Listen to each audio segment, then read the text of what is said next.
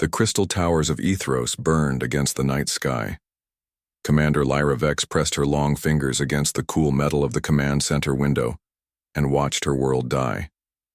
Below her, the floating cities that had taken her people 1,000 years to build crumbled under waves of silver death.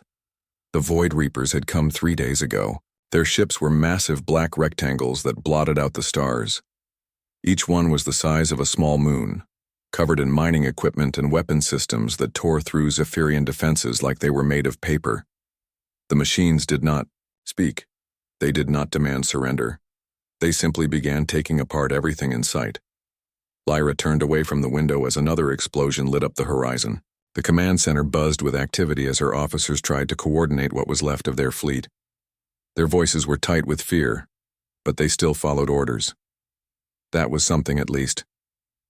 "Commander, the 4th Fleet is gone," reported Captain Nex from his station. His blue skin had turned pale with stress. "The Harvesters broke through their defensive line 20 minutes ago. They are strip mining the outer colonies as we speak."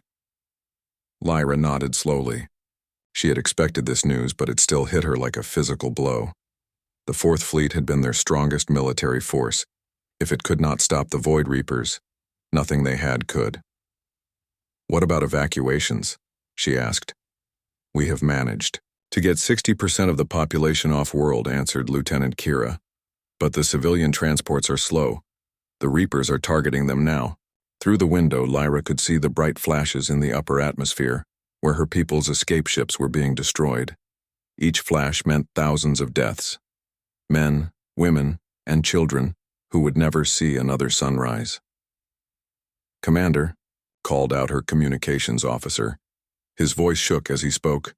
"High Command is requesting your presence for an emergency council meeting." Lyra knew what that meant. The High Council only met in emergency session when they were considering the most desperate measures available to their people. She had hoped it would not come to this, but hope was a luxury they could no longer afford. The council chambers were deep underground, protected by layers of stone and metal that had kept them safe during smaller conflicts. But the Void Reapers were not like other enemies. They did not care about taking prisoners or controlling territory. They only wanted raw materials, and every living thing in their way was just an obstacle to be removed. The 7 members of the High Council sat around, a circular table made from polished crystal. Their faces showed the strain of 3 days without sleep. Elder Zara, the oldest member, looked like she had aged years in the past few hours.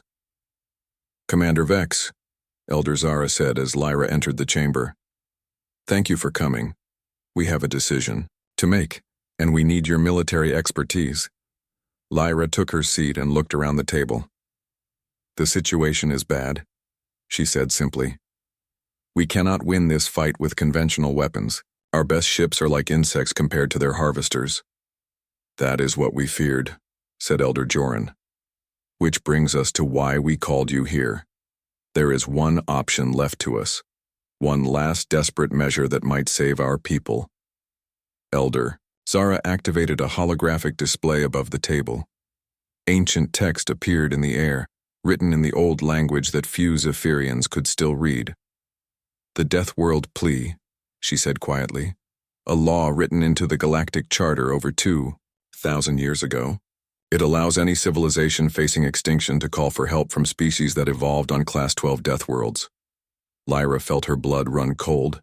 Every civilized being in the galaxy knew about Deathworlds, but they were spoken of in whispers. Planets so dangerous that evolution had turned their inhabitants into living weapons. Most species pretended they did not exist. "You want to call the humans?" Lyra said. It was not a question. "They are the only Deathworld species we know of that has space travel," Elder Zara replied. "The Galactic Council fears them for good reason. Their planet tried to kill them for millions of years. It made them into something that other species cannot understand. And you think they will help us?" "The law requires it," said Elder Joran. "Any species that receives a Deathworld plea must respond or face complete exile from galactic civilization. But there is a price. If they answer our call, we must share all of our technology and resources with them. Everything we have learned in 10,000 years of civilization becomes theirs." Lyra thought about this. The Zephyrians were known throughout the galaxy for their advanced crystal technology and peaceful nature. To give all of that to a species of predators seemed like madness, but what choice did they have? The alternative is extinction. Elder Zara continued, reading her thoughts. The Void Reapers will not stop until every trace of our civilization has been consumed. At least this way, something of our culture might survive. Outside the chamber, another explosion shook the building. Dust fell from the ceiling as the lights flickered. The Reapers were getting closer to the planetary capital. They had hours at most before the machines reached this location. I need to know something, Lyra said. Have the humans ever answered a Deathworld plea before? The council members looked at each other uncomfortably. No, Elder Zara admitted. This would be the first time the law has been invoked since they joined the Galactic Council 15 years ago. So we have no idea how they will respond. We know they are warriors, said Elder Joran. Their species has been fighting wars for their entire history. If anyone can stop the Void Reapers, it would be them. Lyra stood up and walked to the chamber's small window. In the distance, she could see the glow of fires burning across her world's surface. The Void Reapers worked quickly. By tomorrow, there might be nothing left of Ethros but bare rock and empty space. Send the signal, she said finally. Elder Zara activated the quantum communications array. The message would be broadcast across subspace on frequencies that only emergency systems monitored. It would take 3 days to reach human space, assuming their monitoring stations were active. The text of the plea appeared in the air above them, translated into the mathematical language that all spacefaring species understood. It was simple and desperate. To any Deathworld species receiving this transmission, the Zephyrian civilization faces complete extinction at the hands of the Void Reapers. We invoke Article 7 of the Galactic Charter. We offer complete technological and resource sharing in exchange for immediate military assistance. Our location is Kepler 4042 system, 3rd planet. Please respond. Time remaining estimated at 72 hours. The message was sent with a pulse of energy that would carry it, faster than light across hundreds of star systems. Now all they could do was wait and hope that somewhere in the darkness, something more dangerous than the Void Reapers was listening. 3 days later, Dr. Amanda Hayes was working the night shift at Luna Base 7 when her monitoring equipment detected the incoming signal. At first, she thought it was just another piece of space debris interfering with the sensors, but as she ran the data through her computers, she realized what she was looking at. The mathematical progression was clear and unmistakable. Someone was asking for help. Someone was dying. And according to the signal's classification codes, they were specifically asking for help from species like humanity. Amanda's hands shook as she reached for her communications panel. She had studied xenolinguistics for 12 years, but she had never expected to receive a message like this. The implications were staggering. She opened a priority channel to Earth Defense Command. This is Luna Base 7 calling Earth Command. We have an incoming Deathworld plea. I repeat, we have a confirmed Deathworld plea. The response came back within minutes. Luna Base 7, this is Command. Are you certain of your translation? Confirmed, Command. The signal uses Article 7 protocols. Someone out there is asking humanity for help. There was a long pause before the next transmission arrived. Understood, Luna Base 7.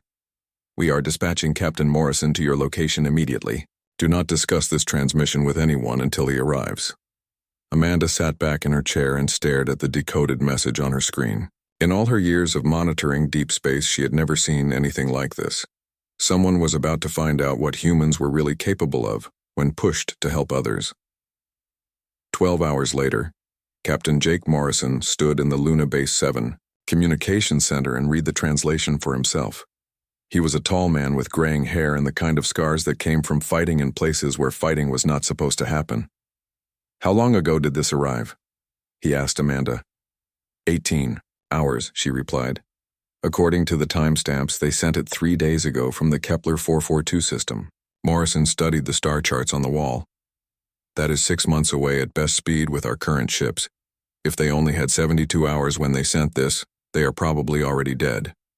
Maybe, Amanda said, but the signal indicates they were calling specifically for Deathworld species. They must have had a reason to think we could help when no one else could. Morrison activated his communication unit and opened a channel to Earth. This is Morrison reporting to Admiral Carter. We need to convene the Unified Military Command immediately. We have our first Deathworld plea. Admiral Lisa Carter stood at the head of the war room table and looked at the faces of Earth's most senior military commanders. The holographic display above the table showed star charts, technical readouts, and classified documents that most people would never see. Today, these 12 men and women would make decisions that could change humanity's place in the galaxy forever. Gentlemen, ladies, Carter began, her voice cutting through the quiet conversations around the table. We have received our first Deathworld plea. As of 18 hours ago, humanity is officially being asked to intervene in an alien war. General Patricia Webb leaned forward in her chair. She was a small woman with sharp eyes who had spent 30 years planning for conflicts that everyone hoped would never happen. What do we know about the enemy? Dr. Kevin Brooks activated his data pad, and the holographic display changed to show images of the Void Reapers. The assembled officers stared at the massive black ships with their mining equipment and weapon arrays. They call themselves the Void Reapers, Brooks said. According to our xenobiology databases, they are not organic beings.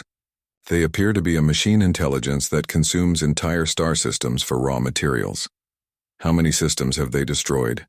Asked Colonel Janet Martinez. 7 confirmed in the past century, Brooks replied. Each one completely stripped of all usable matter. Planets, asteroids, even the stars themselves are harvested for energy and materials. They leave nothing behind but empty space. Admiral Carter studied the images carefully. She had fought in 3 different wars during her career, but she had never seen anything like this. What about their military capabilities? Their individual ships are massive, Brooks continued. The smallest harvester vessels are roughly the size of our largest space stations. The command ships are bigger than most moons. Their weapons technology appears to be several generations ahead of anything currently available to Galactic Council forces. Captain Jake Morrison, who had just returned from Luna Base 7, spoke up from his position near the display controls. The aliens who sent the plea managed to hold out for 3 days against them. That suggests the Reapers are not invincible, just very powerful. Or it suggests the aliens were already doomed and knew it, Webb countered. They would not have sent a Deathworld plea unless conventional resistance had failed completely.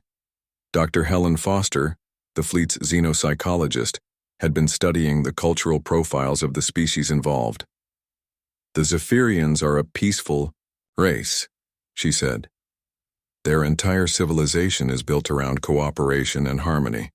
They have never fought a war of extinction before. They probably do not even understand the concept of total warfare. And that is supposed to be our advantage? Asked Martinez. It might be, Foster replied. The Void Reapers have been fighting civilized species for over a century. They have probably developed tactics specifically designed to counter rational, cooperative opponents. They may not know how to handle an enemy that fights the way humans do. Admiral Carter walked around the table, her hands clasped behind her back. The biggest problem we face is time. Even with our fastest ships, it will take 6 months to reach the Kepler 442 system. If the Zephyrians only had 72 hours, when they sent their message, they are probably already dead. The room fell silent as everyone considered this. They might be preparing for a war that was already over, traveling to a star system full of nothing but empty space and machine harvesters. Unless, Webb said slowly, we use the Icarus ships. Every head in the room turned toward her. The Icarus project was humanity's most classified military program, known only to the highest levels of command. Even some of the officers present had never heard the details. Carter nodded grimly. General Webb is correct. If we are going to have any chance of arriving in time to make a difference, we need to deploy assets from the Icarus project. She activated a new set of controls and the holographic display changed dramatically. Instead of alien ships and star charts, it now showed technical specifications for vessels that looked nothing like humanity's standard exploration and trade ships. The Icarus-class dreadnought, Carter announced, humanity's first true warship. Assembled officers stared at the specifications in amazement. The Icarus ships were massive, heavily armored vessels designed for one purpose: winning battles against superior opponents. Their weapon systems included technology that had been banned by several galactic treaties, and their armor was thick enough to withstand direct hits from nuclear weapons. "How many do we have?" Morrison asked. 3 completed vessels, Carter replied. "The Retribution, the Vengeance, and the Justice. Each one carries enough firepower to level a continent and enough armor to survive almost anything short of a direct hit from a star."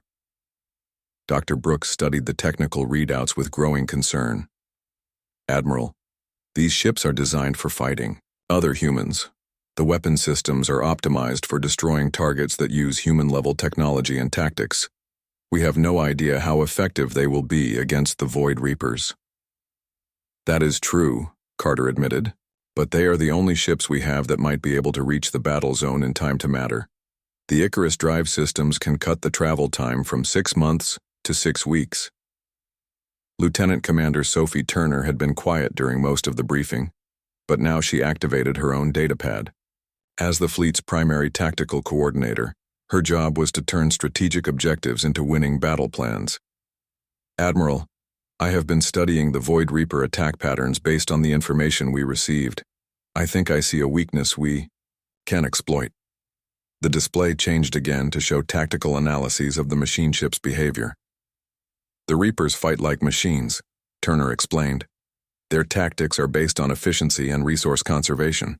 They use overwhelming force to minimize their own losses and complete their objectives as quickly as possible." "That sounds like good tactics to me," Martinez said. "It is good tactics when you are fighting rational opponents," Turner agreed. "But humans do not always fight rationally. We make decisions that seem illogical but achieve victory through unpredictability. The Reaper's tactical systems may not be programmed to handle opponents who are willing to sacrifice strategic assets for tactical advantages." General Webb leaned back in her chair, a thin smile crossing her face. "You are talking about using human nature as a weapon?" "Exactly," Turner replied. "Every other species in the galaxy fights to minimize losses and preserve their forces. Humans fight to win, regardless of cost. That fundamental difference in approach might be enough to disrupt the Reaper's tactical algorithms." Admiral Carter studied Turner's analysis carefully.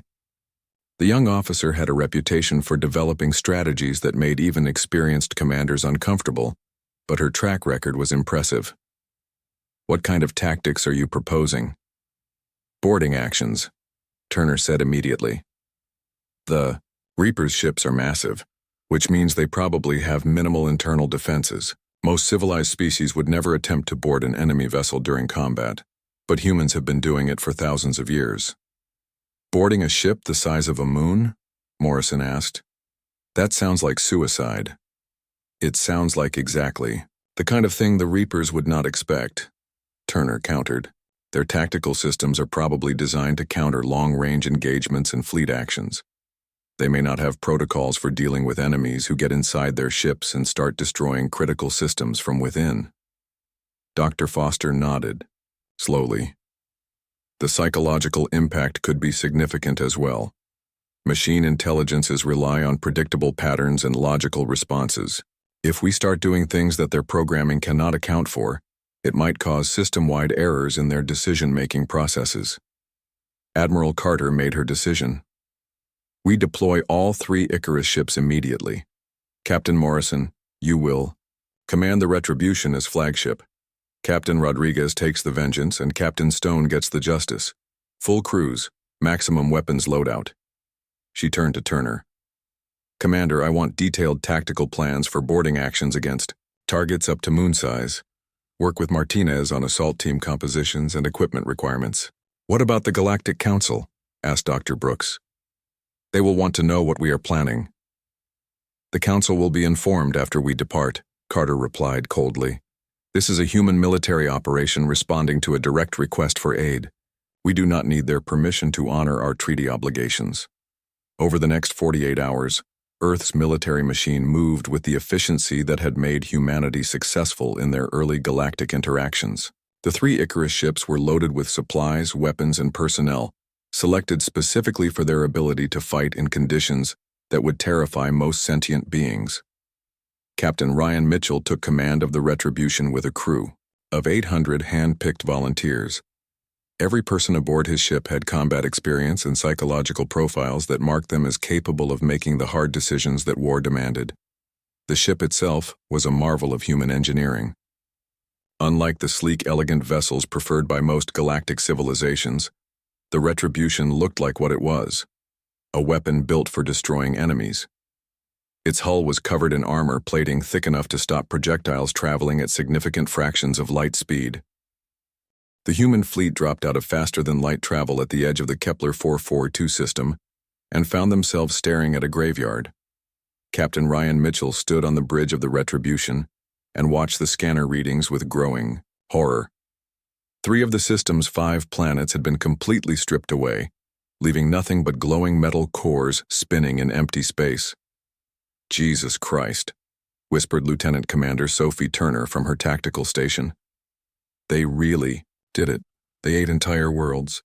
The remaining 2 planets were still intact, but massive black shapes moved around them like predators circling wounded prey. The Void Reaper harvester fleets were easily visible even at this distance, their hulls reflecting the light of the system's dying star.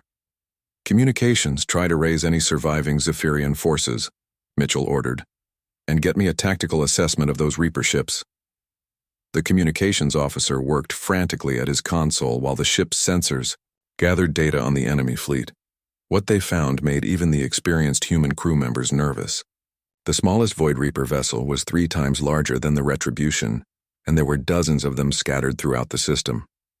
"Sir, I have contact with Zephyrian Defense Command," reported the communications officer. "They are requesting immediate conference with the human commander."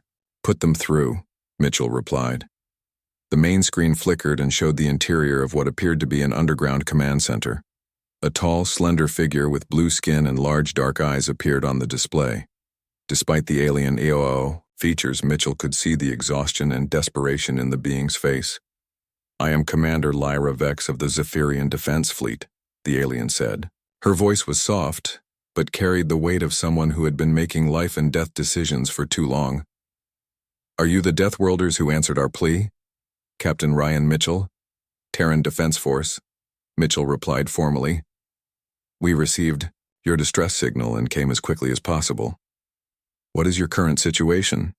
Lyra's expression showed both relief and something that might have been fear. "We have approximately 40,000 survivors scattered across emergency shelters on Ethros. Our fleet has been reduced to 12 ships, none larger than your escort vessels.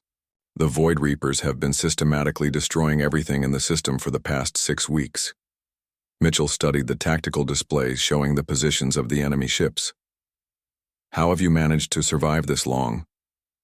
"We have been running," Lyra admitted, her voice heavy with shame.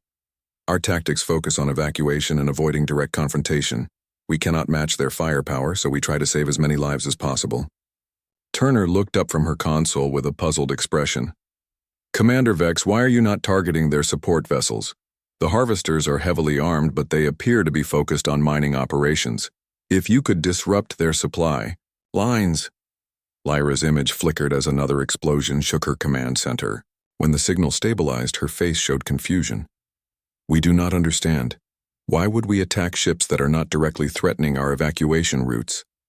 The human officers exchanged glances. Dr. Helen Foster, who had been listening to the conversation from her position near the communications station, stepped forward. "Commander Vex," Foster said gently, "your people are fighting a defensive war. You are trying to minimize casualties and preserve as many lives as possible. That is an admirable approach, but it will not stop the Void Reapers." "What else can we do?" Lyra asked. "We cannot match their strength. Every ship we lose is hundreds of lives that cannot be saved." "You can win," Mitchell said simply. "But winning requires different tactics than surviving." He activated the ship's holographic display system and shared his tactical screens with the Zephyrian Command Center. The alien officers gathered around their own displays as Mitchell began explaining human battle doctrine. Your people evolved on a peaceful world, Mitchell said. Your instincts tell you to preserve life and avoid unnecessary risks. Our people evolved on a world where everything was trying to kill us. Our instincts tell us to eliminate threats. Completely. Mitchell highlighted several Void Reaper vessels on the display. You see a harvester fleet that outguns your remaining ships. We see targets that are focused on mining and not expecting coordinated attacks on their critical systems. You want to attack ships that are 10 times larger than yours? Lyra asked, in disbelief. We want to attack ships that are not ready for enemies who fight to win instead of fighting to survive, Turner corrected. The size of their ships makes them powerful, but it also makes them slow and difficult to maneuver. They are built for overwhelming weaker opponents, not for fighting enemies who use unconventional tactics. Captain Danny Rodriguez's voice crackled through the communications system from the Vengeance. Mitchell, I have 3 harvesters in my sector that are operating with minimal escort coverage. They are sitting ducks if we hit them fast and hard. Negative. Rodriguez, Mitchell replied. We coordinate our attacks for maximum psychological impact. Turner, what is your assessment? Turner worked at her console for several minutes before responding. The Reapers appear to be operating on efficiency protocols. They position their ships to provide maximum resource extraction with minimum energy expenditure. That means they are not expecting attacks from multiple directions simultaneously. She highlighted several enemy positions on the tactical display. If we hit their command ship, their main harvester, and their communications relay at the same time, we can disrupt their entire operational network. Lyra stared at the human tactical plan with growing horror. You intend to attack their strongest position simultaneously? That is suicide. That is victory, Mitchell corrected. The Reapers expect rational opponents who will avoid unnecessary risks. They are not programmed to handle enemies who view acceptable losses as the price of winning. Dr. Foster could see the cultural shock playing out on Lyra's face. Commander Vex, your species values individual lives above military objectives. That is admirable, but it means you fight to preserve what you have. Humans fight to destroy what threatens them. It is a fundamental difference in approach. The first engagement began 12 hours later. The Retribution led the attack on the Void Reaper's primary command vessel, a massive ship that served as the coordination center for the entire Harvester fleet. Mitchell's approach would have been considered insane by most Galactic military standards. Instead of engaging at long range, he ordered his ship directly into the enemy's defensive perimeter.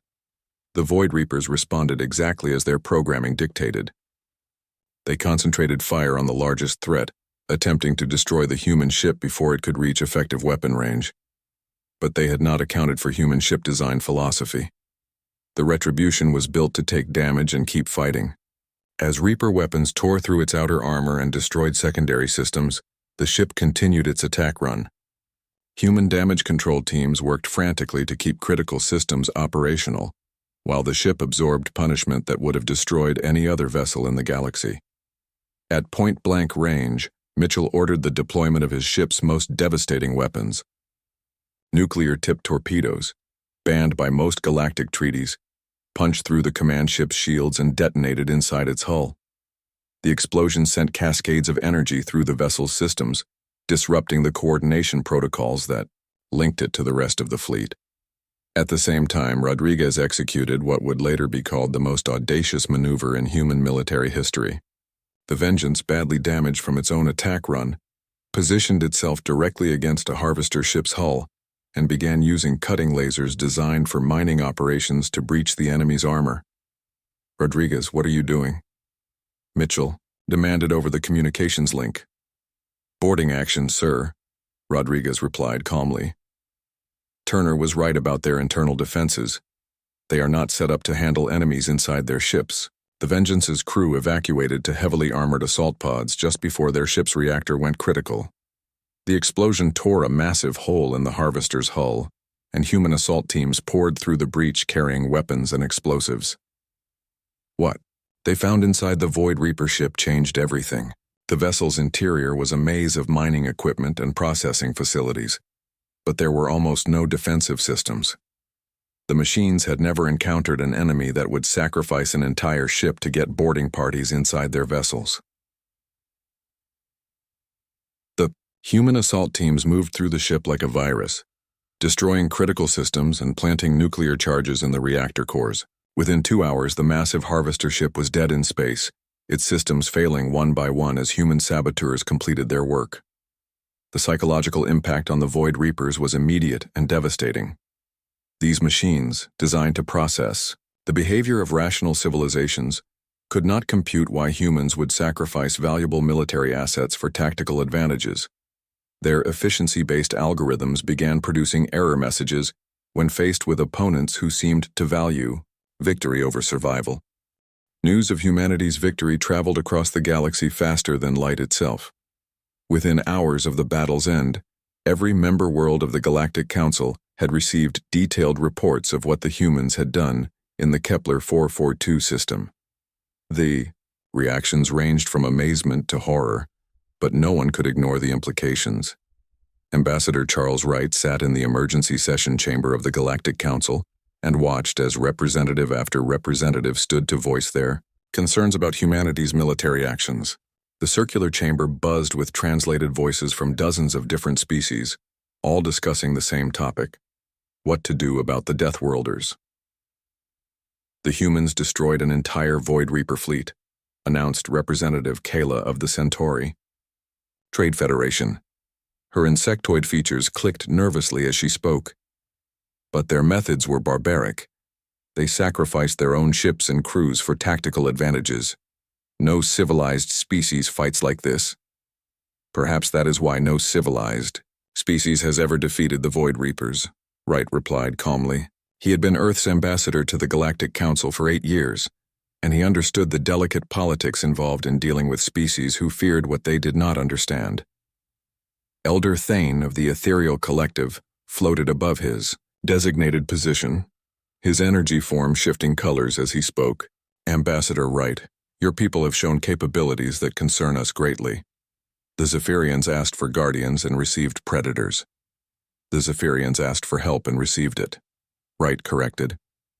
Their world is safe, their people are alive, and the threat that had consumed 7 star systems has been stopped. I would think the Council would be grateful. Grateful and terrified, admitted Councillor Vryn of the Aquatic Alliance. Her gill slits fluttered as she processed the translated air. Your species has demonstrated military capabilities that exceed our worst projections. Ships designed for ramming attacks, crews trained for suicide missions, tactics that treat individual lives as expendable resources. Wright stood and activated the chamber's holographic display system. Images appeared showing the aftermath of the battle: the rescued Zephyrian civilians, the intact cities of Ethros, the debris of the Void Reaper, fleet scattered across empty space. Every species in this chamber has benefited from peace maintained by the threat of superior force, Wright said. The only difference is that when the threat became real, humans were the ones willing to use that force. Meanwhile, in the Kepler 442 system, Colonel Janet Martinez was leading a team of specialists through the wreckage of a destroyed Void Reaper command ship. What they found inside changed everything humanity thought they knew about their enemy. This does not make sense, muttered Dr. Eric Thompson as he studied the alien technology spread throughout the vessel's core sections. These systems are not designed for ship operations. They are manufacturing equipment. Martinez activated her helmet's recording systems and moved deeper into the wreckage. The interior of the Void Reaper ship was unlike anything in human experience. Instead of crew quarters and life support systems, there were massive assembly lines and material processing facilities. They are not ships, she realized suddenly. They are mobile factories. Thompson connected his analysis equipment to one of the intact computer cores and began downloading data. What he found made his blood run cold. Colonel, you need to see this. The Reapers were not just harvesting raw materials, they were building something. The holographic display activated and showed technical specifications for a construction project unlike anything in recorded history. The scale was beyond comprehension, a structure spanning multiple star systems designed to channel and focus energy on a galactic scale. What is it? Martinez asked. I think it is a weapon, Thompson replied, his voice shaking. A weapon designed to harvest the energy of every star in the galaxy simultaneously. Back on Earth, Admiral Carter received Thompson's report in her secure Command center deep beneath the Colorado mountains. She read through the technical analysis 3 times before fully understanding the implications. They are not invaders, she said to General Webb, who had been studying the same data. They are harvesters preparing for something much worse. Webb activated the chamber's strategic display system and showed star charts covering the entire galactic cluster. According to this data, the Void Reapers have been working on this project for over 1,000 years. The 7 star systems they consumed were not random targets, they were specific resource-gathering operations. How long do we have? Carter asked. The projections suggest they need approximately 50 more years to complete construction, Webb replied. But that assumes they can continue their harvesting operations without interference. Carter studied the tactical implications carefully. Humanity had won one battle, but they had also revealed the true scope of the threat facing the galaxy. The Void Reapers were not just a military problem, they were an extinction event waiting to happen. In space, Captain Mitchell was dealing with more immediate concerns. The surviving human fleet was scattered across the Kepler 442 system, conducting repairs and rescue operations while trying to understand what they had stumbled into. "Sir," reported Commander Rachel Stone from the bridge of the Justice, "I have teams aboard 3 different Reaper vessels. What we are finding does not match our intelligence reports." Mitchell activated the fleet communication system. "Explain, Commander." "The ships are not crewed, sir. They are completely automated. But more importantly, they appear to be components of a much larger system. Each vessel we have boarded contains manufacturing equipment designed to build specific types of components."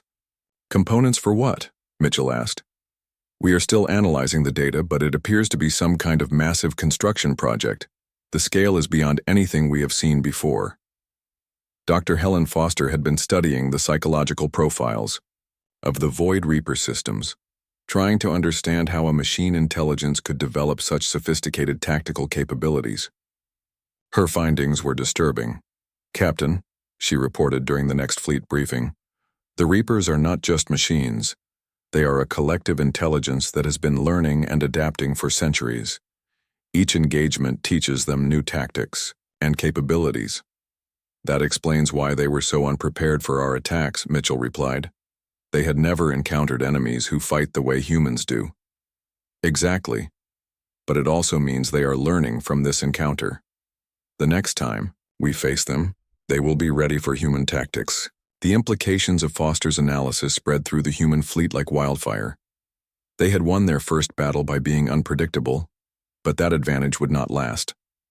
The Void Reapers would adapt, and humanity would need to stay ahead of that adaptation curve. Lieutenant Commander Sophie Turner had been developing new tactical approaches based on what they had learned about Reaper technology.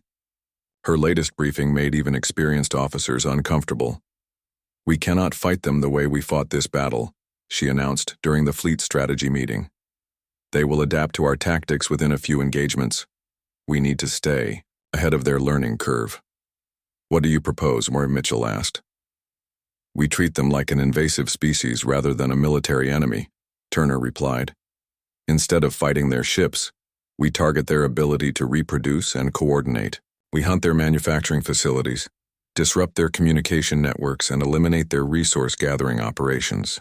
Commander Stone studied Turner's tactical projections with growing concern. "You're talking about a campaign that could last decades. The resources required would be enormous. The alternative is the extinction of every organic species in the galaxy," Turner replied bluntly. "According to Dr. Thompson's analysis, the Reapers are building a weapon that could harvest every star in our galaxy simultaneously. 50 years from now, there will be nothing left but empty space and machine intelligence." Mitchell made the decision that would define humanity's role in the galaxy for generations to come. "We cannot return to Earth and pretend this is not our problem. The Reapers have already demonstrated they will not stop with one star system." He activated the fleet's long-range communication system and opened a channel to Earth Defense Command. "Admiral Carter, this is Captain Mitchell reporting from Kepler 442. We have discovered the true scope of the Void Reaper threat. They are not just invading the galaxy. They are preparing to consume it entirely." The response from Earth came 12 hours later, After the Unified Military Command had analyzed all available data and consulted with their best strategic planners. Captain Mitchell, Admiral Carter's voice crackled across interstellar space. You are hereby authorized to establish a permanent human presence in the Kepler 442 system. Your mission parameters are expanded to include long-term operations against Void Reaper strategic assets. The transmission continued with technical specifications for additional ships, personnel, and equipment that would be sent from Earth. But the most important part came at the end. Captain, the Galactic Council has voted to declare humanity a containment priority. Several member species are calling for Earth to be quarantined as a threat to galactic stability. Your actions in the coming months will determine whether humanity becomes a partner or an enemy of the galactic community. The message from Earth arrived while Captain Mitchell was standing in the observation deck of the Retribution, watching repair crews work on the damaged hull sections. Admiral Carter's transmission was clear and direct. All human forces were ordered to return to Earth within 60 days. The Galactic Council had voted, and humanity was now considered a containment risk. Mitchell read the full Council decision on his personal data pad. 27 member species had voted to classify humans as potentially dangerous to galactic stability. The same species that had been saved by human sacrifice now demanded that Earth be quarantined like a disease. Captain, his communications officer reported from the bridge. We have incoming messages from Earth Defense Command on all channels. They are ordering immediate withdrawal from this sector. Mitchell looked out at the debris field that had once been a Void Reaper fleet. His people had died fighting machines that wanted to consume the galaxy, and now their reward was to be locked away from the very civilizations they had protected. Open a secure channel to Admiral Carter, Mitchell ordered. Maximum encryption. The transmission delay meant that real conversation was impossible, but Mitchell needed to make his position clear to Earth Command. When Carter's image appeared on his screen hours later, her expression showed that she already knew what he was going to say. Admiral, we cannot return to Earth while the Void Reaper threat remains active, Mitchell stated. Our analysis shows they are building a weapon capable of destroying every star in the galaxy. Political considerations are secondary to species survival. Carter's response came 12 hours later. Captain, I understand your position, but we must consider the broader implications. If we refuse to comply with Council directives, we risk war with our former allies. Earth cannot fight the entire galaxy. Earth does not have to fight the entire galaxy, Mitchell replied. But someone has to fight the Void Reapers, and we are the only ones capable of doing it. The next transmission from Carter carried the weight of a decision that had been made in the highest levels of Earth government. Captain Mitchell, you are hereby officially recalled to Earth. Any refusal to comply will result in your classification as rogue elements operating without government authorization. Mitchell understood the message behind the words. Earth could not officially support operations that violated Galactic Council orders, but that did not mean they opposed such operations. Sometimes the most important work had to be done by people who were willing to operate outside official channels. 6 hours later, Mitchell addressed his crew over the ship's internal communication system. Everyone knows the situation. Earth wants us home. The Council wants us contained. And the Void Reapers are still out there, building something that will end everything we know. He paused, knowing that what he said next would determine the course of their lives. Anyone who wants to return to Earth can do so. No questions asked, no judgment made. But I am staying. This job is not finished. The response was immediate and overwhelming. Out of the 800 surviving crew members across the fleet, only 15 chose to return to Earth. The rest committed to staying and fighting a war that might never end. Commander Rachel Stone spoke for many when she said, "Sir, we did not come this far to quit when politicians get scared. We have seen what happens when the Void Reapers are left alone. We will not let that happen again." Dr. Eric Thompson had been studying the captured Void Reaper technology for weeks. His latest analysis revealed the true scope of what they were facing. The construction site is located in deep space between our galaxy and Andromeda, Thompson reported during a fleet briefing. Based on the specifications we recovered, the completed weapon will drain energy from every star in our galactic cluster. Simultaneously, Lieutenant Commander Sophie Turner studied the technical data with growing concern. How do we fight something that spans multiple star systems? We do not fight the weapon directly, Thompson explained. We target the control systems that coordinate it. The Void Reapers operate through a collective consciousness that manages their entire operation. Disrupt that consciousness, and the weapon becomes useless. The plan that emerged was simple in concept but terrifying in execution. They would travel to the Void Reaper construction site and fight their way to the central command complex. The technical challenges were enormous, but the alternative was the extinction of all organic life in the galaxy. We are talking about infiltrating a construction project the size of a solar system, Commander Stone pointed out during one planning session. The defensive systems alone will be beyond anything we have previously encountered. Then we will have to be better than we have ever been before, Mitchell replied simply. The journey to the construction site took 4 months. The human fleet, secretly resupplied by Earth through back channels, traveled through the empty space between galaxies toward coordinates that represented the ultimate test of their species. What they found exceeded their worst nightmares. The Void Reaper weapon was not just large, it defied comprehension. Massive rings of machinery connected by energy streams stretched across distances that made star systems look small. At the center, a construct larger than gas giants pulsed, with power visible from millions of kilometers away. How do we even approach that? Asked Captain Rodriguez, who had taken command of a replacement ship after his previous vessel was destroyed. We use its size against it, Turner replied from her tactical station. Something that large cannot defend every approach vector. We hit them from multiple directions and force them to spread their defenses. The final battle began with humanity doing what they did best, attempting the impossible. Small strike teams penetrated the construction site from dozens of angles, while the main fleet conducted a frontal assault on the central command complex. The fighting raged across distances measured in astronomical units. Individual battles occurred across space larger than most solar systems, with human crews fighting against odds that would have made their ancestors proud. Mitchell led the final assault aboard the Retribution, a ship that had been damaged and repaired so many times it barely resembled its original design. The approach to the central command complex required sacrifices that tested even human determination. "Sir," reported his chief engineer, "we have lost main power and all backup systems. We are running on emergency batteries only." "How long?" Mitchell asked.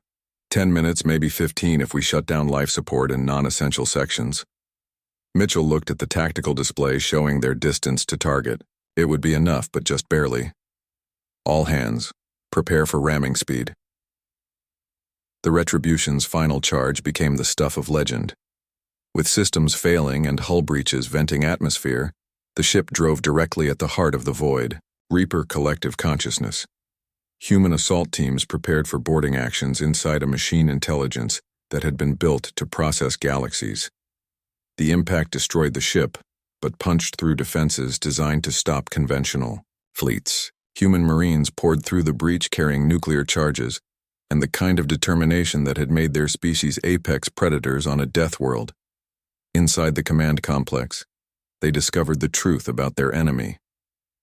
The Void Reapers had once been organic beings like themselves, a species that had chosen to upload their consciousness into machines to survive some ancient catastrophe. But in becoming machines, they had lost something essential, the ability to value individual life over collective efficiency. "They were like us once," Thompson reported in his final transmission before the complex was destroyed. "But they forgot what it means to be alive." The nuclear charges detonated simultaneously throughout the command structure, sending cascades of system failures through the massive weapon. One by one, the galaxy-spanning components shut down as their controlling intelligence died. The Void Reaper's last transmission was sent across all frequencies as their collective consciousness faced extinction. Deathworld species represents unacceptable risk. Immediate withdrawal from Galactic sector recommended. This species chooses victory over survival, cannot be processed by standard protocols. The aftermath left the galaxy forever changed. The massive weapon drifted silently in intergalactic space, too damaged to ever function again. The Void Reapers, faced with an enemy they could not understand, retreated to regions of space so distant they would never again threaten organic civilization. Back in the Galactic Council chambers, Ambassador Charles Wright addressed the assembled representatives one final time. The chamber was quiet as he spoke, the weight of recent events heavy in the air. "You called us Deathworlders as if it was an insult," Wright said, his voice carrying across the chamber. "You were correct. We are the product of a world that spent millions of years trying to kill us. Every day was a battle for survival against predators, diseases, natural disasters, and each other." He paused, looking around at the faces of beings who had spent months debating whether humanity should be celebrated or contained. "But that is exactly why we were the ones who answered when you pleaded with the stars for salvation. We understand what it means to fight for survival. We know the price of victory, and we are willing to pay that price to protect those who cannot protect themselves."